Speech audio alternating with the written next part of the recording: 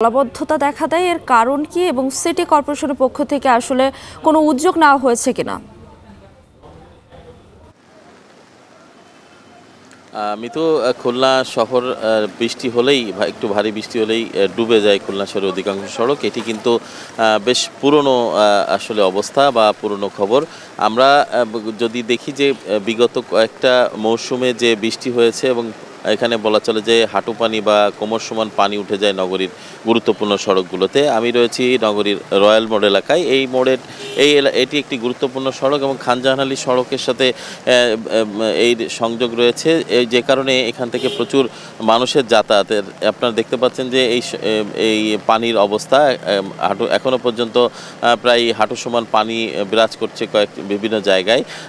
সকালে আমরা আবহাওয়া অফিস সূত্রে যেটি জানতে পেরেছি যে গত 24 ঘন্টায় 82 মিলিমিটার বৃষ্টিপাত রেকর্ড করা হয়েছে খুলনায়। এর মধ্যে সকাল 6টা থেকে 9টা পর্যন্ত 52 মিলিমিটার বৃষ্টিপাত রেকর্ড করা হয়েছে। তবে আবহাওয়া অফিস বলছে যে বৃষ্টিপাত দুপুরের পর থেকে কিছুটা আবহাওয়ার উন্নতি হবে এবং বৃষ্টিও কমে যাবে। তবে একটা বিষয় যে দুর্ভোগটা যে চরম আকার ধারণ করেছে বৃষ্টি হলেই যে জলাবদ্ধতা সৃষ্টি হচ্ছে এর মূলে কিছু কারণ রয়েছে। কারণ এই পানিটা দ্রুত নিষ্কাশন হয় না। এই নিষ্কাশন না হওয়ার কারণটা হচ্ছে খুলনা ড্রেনেজ ব্যবস্থার অনুন্নত ড্রেনেজ ব্যবস্থা এবং অপরিকল্পিত ড্রেনেজ ব্যবস্থা। সিটি কর্পোরেশন বিভিন্ন সময় প্রকল্প নিয়েছে এবং এই ড্রেনেজ ব্যবস্থার কাজ করেছে। সেখানে অপরিকল্পতা এবং সেখানে যে কাজ নিয়ে যে নিম্নমানের কাজ হয়েছে এটি আসলে এই পরিস্থিতির জন্য দায়ী।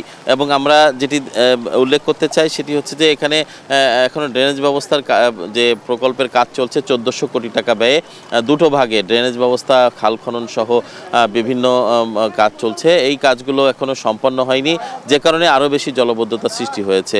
বিশেষ করে নগরীর 22 খাল খনন না করলে এবং ময়ূর নদীর পানির নিষ্কাশনের ব্যবস্থা সঠিকভাবে না হলে কিন্তু এই জলাবদ্ধতা আরও কিন্তু বৃদ্ধি পাবে।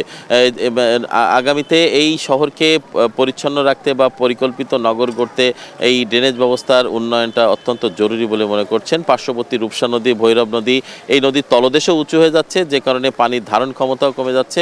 শহর থেকে পানি নামতে পারছে না অতিবৃষ্টিতে। তো সব মিলিয়ে এই ছিল মিতু আমার কাছে খুলনার বৃষ্টিতে বিভিন্ন সড়ক যে তলিয়ে গেছে এবং অলিতে গলিতে পানি জমেছে তার সর্বশেষ খবর। ড্রেনেজ ব্যবস্থা সহ নানা